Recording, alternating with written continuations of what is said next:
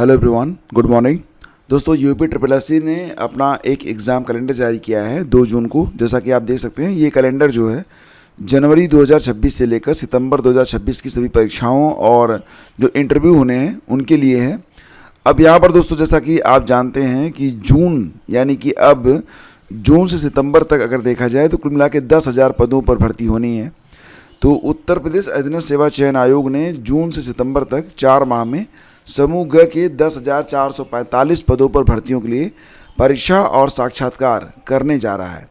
आयोग के अध्यक्ष SN साबत ने भर्ती परीक्षा और साक्षात्कार संबंधी कार्यक्रम मंगलवार को जारी किया है। जैसा कि आप यहाँ पर देख सकते हैं, पीली स्याही में जो भी बातें लिखी गई हैं, और ये कैलेंडर मैं आपको टेलीग्राम पर दे दूँगा, आपको ऑफिशियल वेबसाइट पर भी देखने को मिल जाएगा।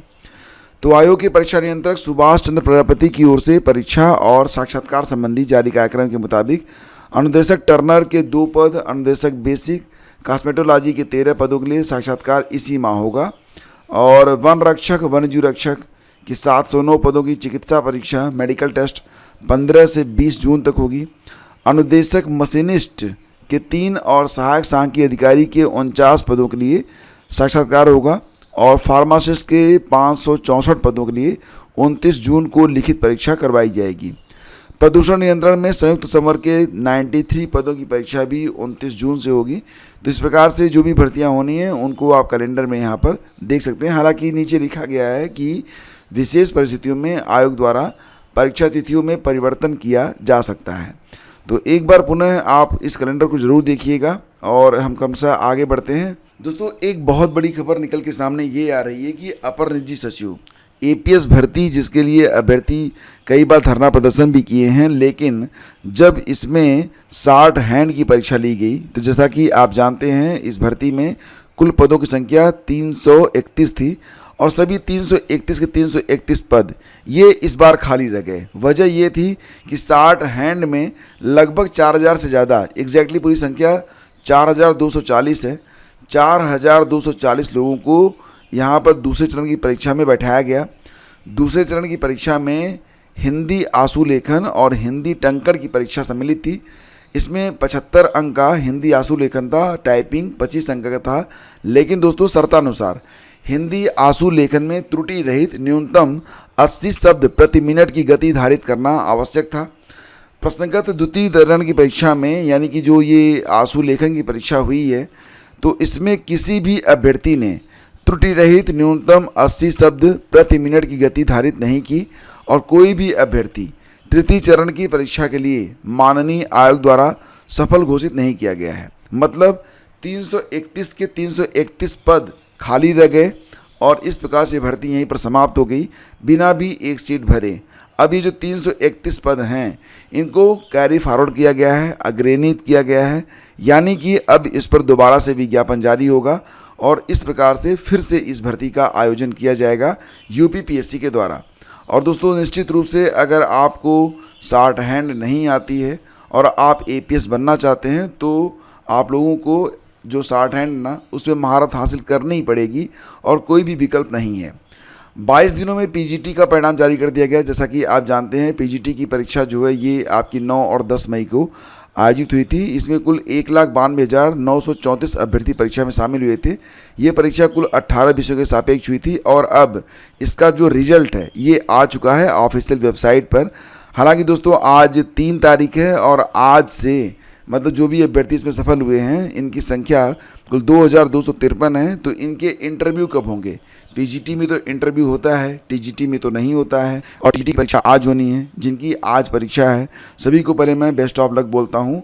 पूरे धैर्य के साथ और बहुत ही अच्छे मन से आप लोग परीक्षा देने जाएं, और बिल्कुल भी ना घबराएं। और ख़ास तौर से जो पहले पेज की एंट्री होती है जिसमें आप अपना रजिस्ट्रेशन नंबर, रोल नंबर वगैरह डालते हैं, उसको बहुत ही सावधानी से आप लोग भरिएगा, उसमें गलती मत कीजिएगा।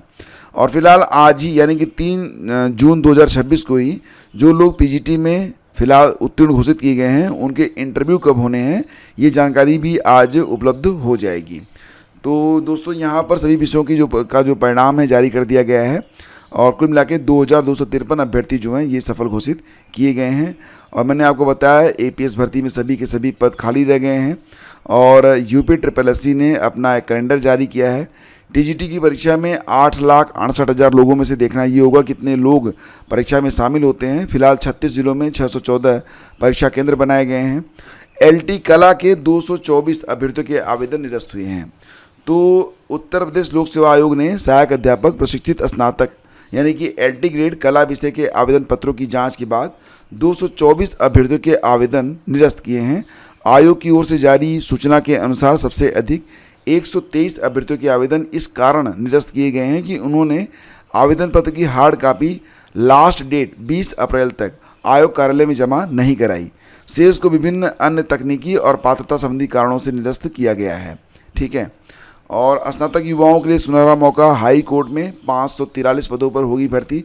तो दोस्तों इस समय इलाहाबाद हाई कोर्ट में आरओ, एआरओ और कंप्यूटर असिस्टेंट की वैकेंसी आई हुई है, जिसमें अगर आप आवेदन करना चाहते हैं तो जो आपका पहला कमेंट है ना, उसमें मैं एक वीडियो का लिंक दे रहा हूँ। कल मैंने डिटेल में डिस्कस किया हुआ था कि कौन कौन से लोग इस भर्ती में शामिल हो सकते हैं और एग्ज़ाम पैटर्न क्या होगा, सिलेक्शन कैसे होगा, प्री और मेंस की परीक्षा कैसे होगी, सारी डिटेल मैंने डिस्कस की हुई है। अगर आप चाहें तो यहाँ पर देख सकते हैं। पहला कमेंट आप लोग चेक करिएगा। दोस्तों ध्यान रखिएगा कि इसमें जैसा कि ये जो भर्ती है, इसमें देखा जाए तो जो सैलरी होती है काफ़ी अच्छी रहती है और आरओ एआरओ का पद है तो निश्चित तौर से ये पद बहुत ही प्रतिष्ठापूर्ण है। भले ही आपका चयन यूपी पीएससी के थ्रू हो या फिर एएचसी इलाहाबाद हाई कोर्ट के थ्रू हो।